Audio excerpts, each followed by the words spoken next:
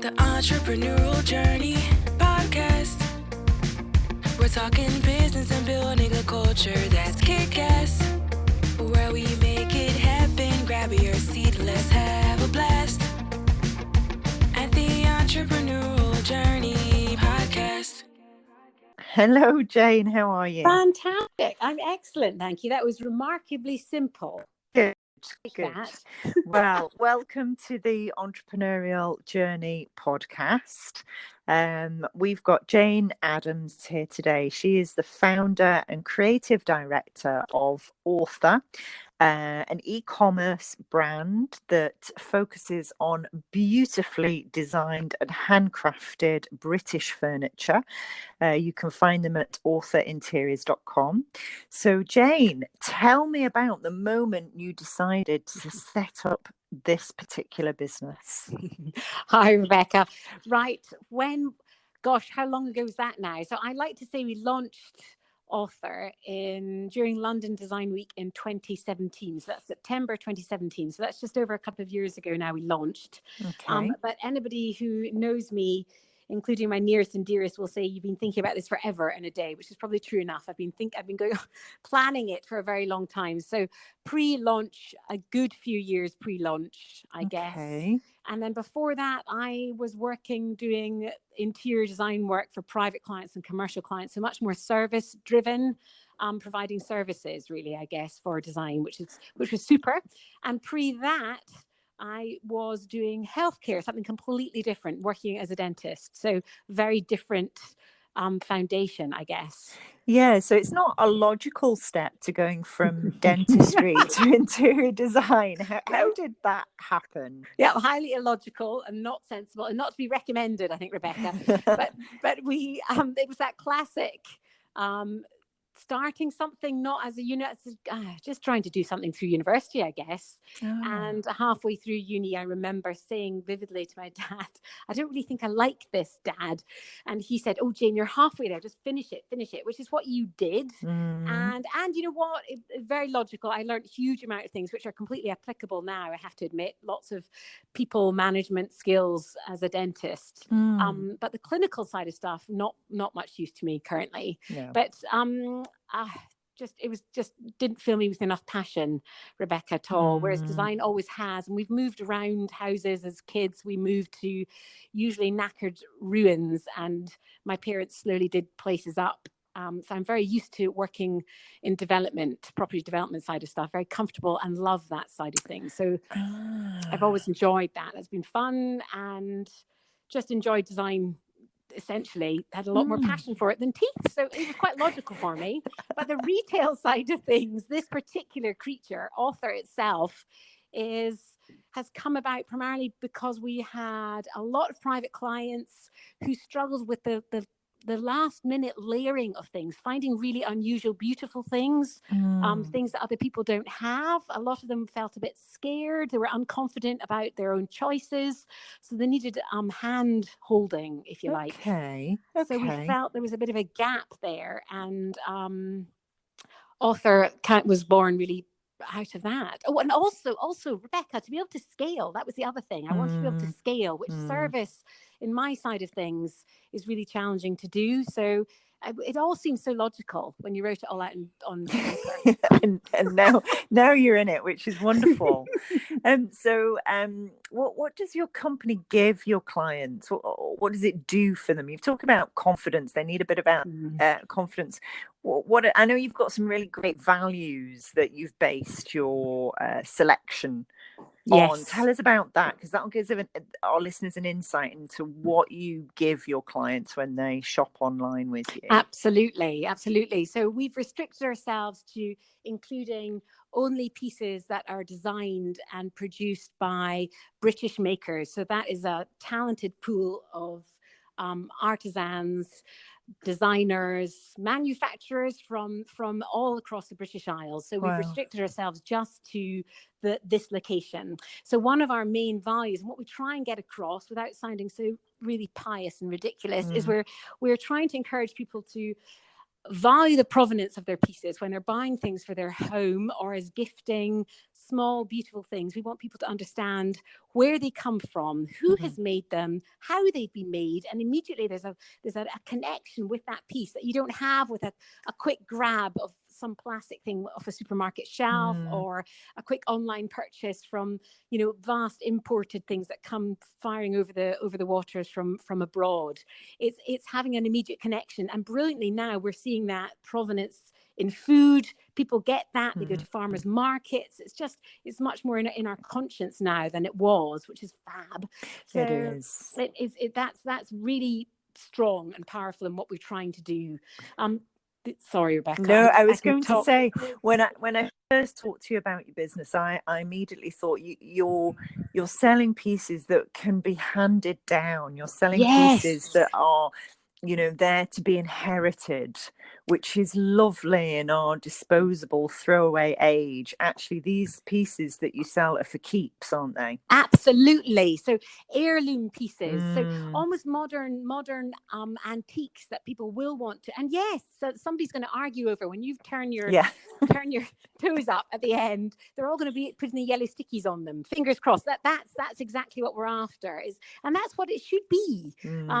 We should be having things, for a long time, not fashion led, much more of a yes. That's a lovely thought.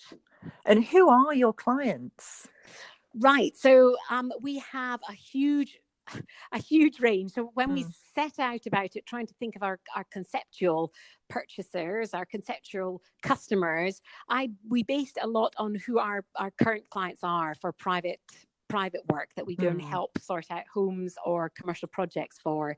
So we have a huge range of female, that the classic is females 35 plus, who are interested in their home, but that certainly is not our only target audience. We have males, gentlemen who are doing up their own spaces, who are doing up their own homes, who are amazingly culturally aware and style conscious, and they want to have their home as a reflection of them, and they're very keen to purchase beautiful British pieces. So I'm surprised at the real living conceptual customers that we get coming to us. That never ceases to amaze me. Wonderful. We have people who see particular things in a gallery and have struggled to find them and come to us as a result, which is lovely. Yeah. We have young people who are saving up, so really have to save up for that special roll of wallpaper.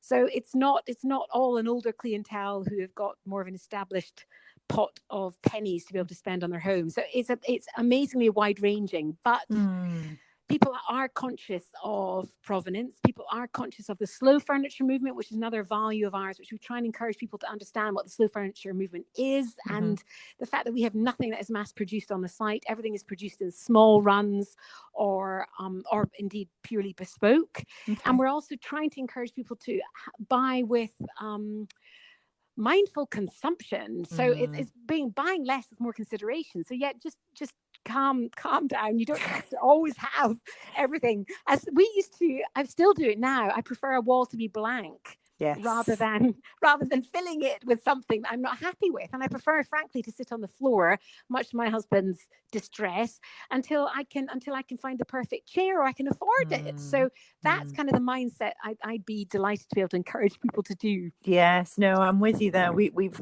got a space in our house where there's been bean bags for over a year because I refuse to buy a sofa that I really want until I can afford the one I really want. Yes, that's brilliant. Yeah. Absolutely. Yeah, definitely. Okay, so what's the scariest moment you've had in your business so far?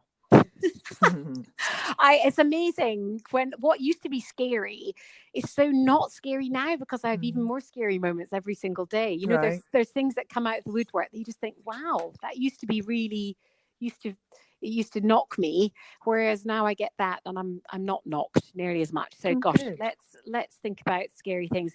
Sometimes when, even with all the experience under your belt, you just don't know how something's all going to come together until it's all come together.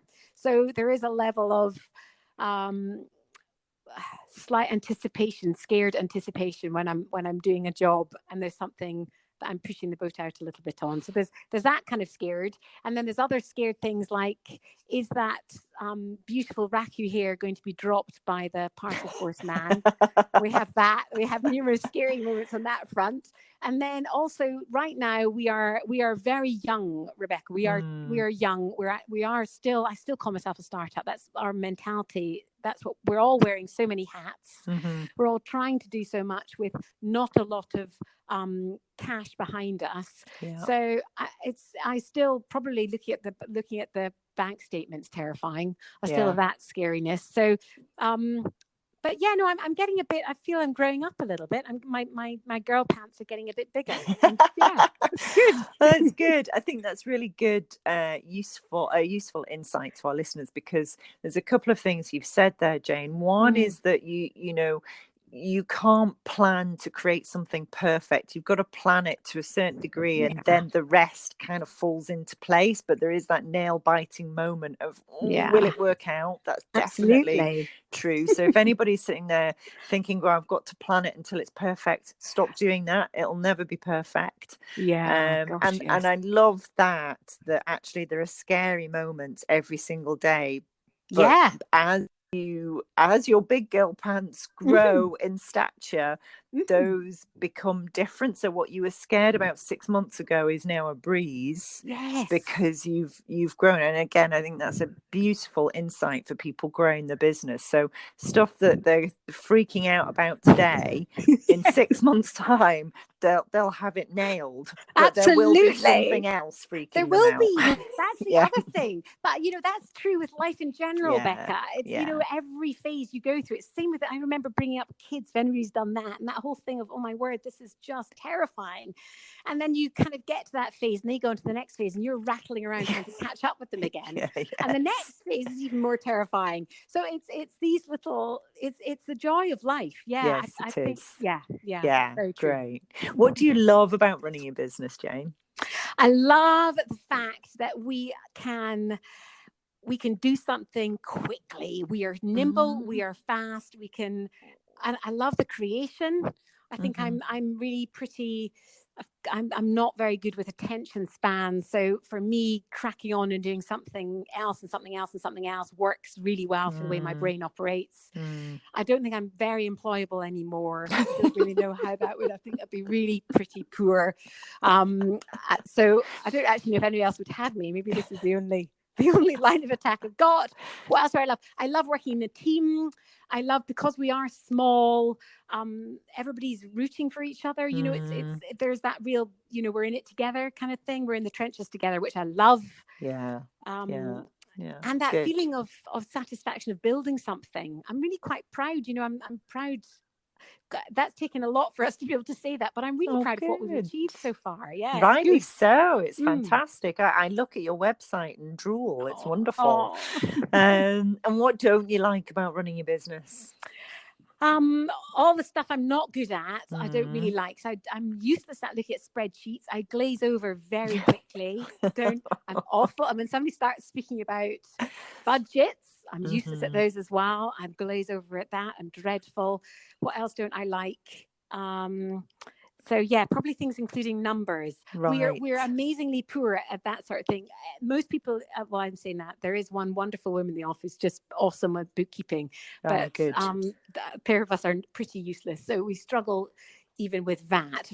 We're VAT registered now, and that, gosh, my head can turn inside out with that. Anyway. Well, I may put my business consultant head on for a moment and suggest that you get, if your bookkeeper's great, that's fantastic. But as you grow, you are definitely going to need somebody who's strong with the spreadsheets. Yeah. So just if you outsource it, Jane, just get somebody good, outsource it once a month to do that, checking the numbers, particularly if you're not strong at it. Yeah. Oh, definitely. I'm useless. And also having the discipline just to sit down and listen to the summary that they give you. That would be sensible. Yes. So yeah, but you'll be very proud of us, Rebecca. We now have these sticky things on the wall in the office, Right. and they're monthly, and we can see the incomings, the outgoings, and how much we're down by usually every month. So it's staring me in the face, and that's really quite a powerful. It's quite useful. It's good for everybody to understand and see that. Yeah. So yeah, I'm fairly useless at that. Okay, good. Who inspires you? Oh wow. Okay, quite a few different people for different reasons, I guess. Design wise, the greats, the Terence Conrans of this world. He's pretty awesome and has been pretty awesome.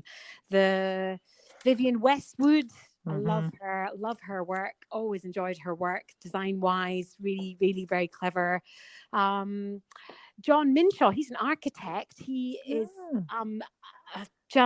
I think he's God in my eyes. I think he's just wonderful. And then as far as business goes, I should have thought of this. You should have asked me to prep this. Let me think. who could I go out for business? So I listen to amazing podcasts, but there's a lot of blokes I listen to rather than females, which is dreadful. Isn't that bad? Well, that's why I asked you specifically, because I said all the men I'd asked to do the podcast had all said yes, and I have trouble persuading women to be interviewed for the podcast. Yes, I do. They make up lots of excuses not to do it. I love that. I think it's fab. Yeah.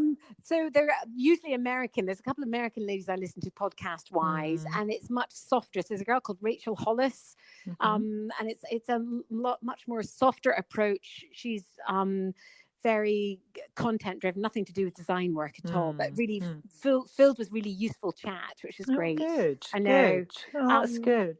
And there's the classics in our world, the Kelly Hoppins, which are more design oriented. But I don't listen to anything that she's that comes across. I don't actually know she does a podcast. Anyway, so Rebecca, you're fulfilling a brilliant role. You need to do this more. Oh yeah, I am doing. Don't you worry. What gets you out of bed in the morning? What drives you, Jane? What drives me? Gosh, just the list of to-dos. I am a morning person. I'm very easy. I don't find that it doesn't faze me to get up in the morning. I cannot stay up at night. I'm really bad at that. And my brain really does switch off at 9. I get suitably grumpy with small children and everybody if they're not in bed. But morning time, I'm able to fire on all cylinders. I have a little routine in the morning, and that has frankly kept me sane over the past year and kept me out of really dropping into proper angst. Oh, are you able to share what that is? Yes, very happily. I'm a bit of a convert with it all. So I do a proper morning routine. I get up, I do some yoga. I have a great yoga app, and I virtually roll out the mat in the bathroom, do it on the bathroom floor when nobody else is awake. And that gives me a proper little chunk of stretching in the morning, which is brilliant. I have a little, this sounds very corny, Rebecca, and I'm delighted you're not able to see me because I'd be bright red explaining all this. But I have a little list of affirmations. I've drawn down a list of affirmations. I find that amazingly valuable from a child who's grown up in a Protestant environment where you're not allowed to think about anything that is, everything's got to be kind of just below the radar and very appropriate. Affirmations are brilliant, and it really gets you thinking about what you can achieve, what you want to be able to achieve. That's been like a child in a sweetie shop to me. It's just brilliant. So that's been amazing. And then a little bit of visualization. So I'm really sounding American, tiny bit of visualization after that. And I've even started this thing that people call meditation, which I'm struggling with. But so I do sort of 45 minutes on my own, doing that sort of thing before I'm up in inverted commas and fighting kids. So that's fantastic. And you are a woman after my own heart. We have an entire course on our trycrest.com platform called Thinking Big, and it is visualization, it's repeating affirmations, it's even writing out your visualization daily, and it's preparing your mind for the things that you want to achieve. I actually, it's not, I know a lot of these things come across from America, but actually it's deeply based in neuroscience. Okay, that sounds good. Yeah, so it's not woo-woo. Mhm. Your brain can't tell the difference between something you visualize and imagine and reality. Mhm. So it thinks you're living the dream you're creating in your visualization, and Mhm. the affirmations help create neural pathways. Fantastic. And the more you repeat them, the deeper those neural pathways go and the more embedded they become until you believe them in Yeah. your core. So there's some really sound scientific evidence for meditation, as well as Mhm. being able to keep things calm, reduce levels of stress and things like that. So all of that makes perfect sense to me, Yeah. Jane. No, Yes. it's the most wonderful. I wish I had somebody telling me that. Gosh, even 20 years ago. Yeah. You know, I'm a physical, active person. I always do sport every day. Very happy putting on running shoes. That's always been part of my life. But the actual, just what you're saying there about going in and doing the affirmations, the visualization, the meditation, that has really transformed how I've managed to just keep a level head. I've never been busier than I am currently. I can only see it's going to get slightly more mad, and just having those things up your sleeve, Rebecca, means you feel, as I feel, it's okay. I can cope with it. It's fine. Bring it on. Yeah. So yeah. Absolutely. Yeah, definitely. And does anything keep you awake at night, Jane? Things don't tend to keep me awake. They tend to wake me up. Maybe 2 or 3 a.m. is my usual wake up stint. And yes, so those things I was speaking about earlier. So when the bank account is very low, right? Yeah, that keeps me awake. And I know I've got various bills coming in. Stupid things that I have said or done that probably my subconscious has been working on, and then I wake up going, why did I do that? Why did I do that? So there's always ways to improve on so I think sometimes when my mind is playing, that weighs me down. And what else? Those are probably the most, just something that's panic. Did I order something when I should have ordered it? Have we done that? You know, the usual waking up. Or that Christmas list is probably currently waking me up. Who am I supposed to buy for who and how and all that sort of thing. So there you go. The usual. Definitely. Yeah, where's the money coming from? As a growing business, have we got enough cash? Absolutely. Yes. It's robbing from Peter to give to Paul currently. But it's good. It's good. It's exciting. Yeah, it is exciting. And there's nothing quite like an empty bank account to spur you on to make more sales. That is so true. Yeah. Absolutely. No, it's good. I've got much more switched on to that than I was before. Through ignorance and through doing the wrong thing, through mistakes. And you get better. That's the only way you learn. Exactly. Yeah. And now if if author was a business, was a person, what kind of personality would author have? Wow. Okay. So it's like the brand identity that we're striving to get across in all our content and everything that we speak about and how we word it and how it looks and all that sort of thing. So as a creature, it is mature, it is elegant, sophisticated. It's I'm afraid to say it's probably female, and it is she's confident, assured, respects tradition, respects creation and hard work, and people who are putting, artists, these small artisans who are making these amazing things. We've got the utmost of respect for them. So it's always a joy to interact with them and to be able to have to get their work out there is such a privilege, Rebecca. It really feels that's one big reason that we get spurred on a daily basis, trying to make a sale. And we get so excited when we get the sale of somebody's that we've never sold before. And we've just, for example, these ash leaf. I'm completely straying off topic. So okay, sorry. that's okay. No, that's fine. Ashleaf are a beautiful company based down in London. They create these most amazing bronze leaves from fallen leaves. So we've got a set of cherry leaves up here from a cherry tree that they've worked with, and they are the most exquisite, beautiful things, and very they take a lot of time. They are the high price point just because of the time implication. And we sold some recently, and I can't tell you how delighted I was. I'm so excited to tell these guys. It's so the joy of us being able to take all these beautiful things out to people. It feels really good. So the person is author as a lady is wants to do the right thing. I think we also want to do the right thing. Yeah, wonderful. Yeah, it must be great to be able to take that artist's work and showcase it, and then have somebody appreciate it enough to part with their hard-earned cash. Yeah, that's lovely. Oh, absolutely. I believe so. Your market is in the UK, but I believe you recently sold your first piece overseas, didn't you? Yes, so exciting! That was a real high five moment. We always do a high five moment, frankly.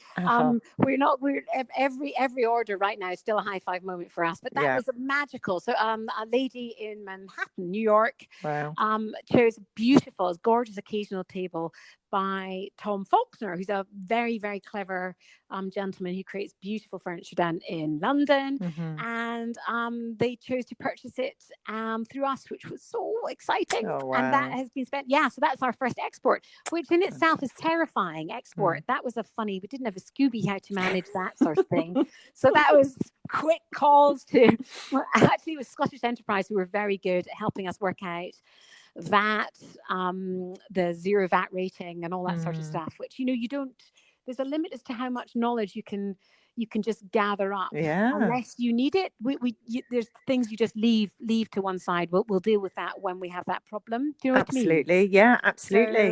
So we had to deal with that problem quite quickly. so that was really exciting. We need more, Rebecca. We need more. Okay, well, I know this podcast is listened to in the United States. So we do have an audience over there. So you never know. You may get people in the US going on to authorinteriors.com and making purchases left, right, and centre, Jane. Magic. That would be wonderful. That would be wonderful. Thank you. Well, thank you so much for answering all my questions. I really appreciate it. And there's some real wisdom in there. I can certainly feel your energy through just talking to you and your passion. And there's one thing I know from working with entrepreneurs over decades is that passion just keeps you going no matter what, and you have it in bucket loads and tons of energy, which I really admire. So thank you so much. And people can go to authorinteriors.com. Author is just spelled AUTHOR, as you might expect, interiors.com, and just have a look at the gorgeousness there and see if there's anything that catches your eye and you feel compelled to purchase and put in your will for those who will inherit your wealth afterwards. So that's marvellous. Brilliant. Well done, Rebecca. Thank you so much. That's a pleasure. You take care, Jane. See you again. Talk. Bye. Bye. Bye. The Entrepreneurial Journey Podcast. We're talking business and building a culture that's kick-ass. Where we make it happen. Grab your seat, let's have a blast. At the Entrepreneurial Journey.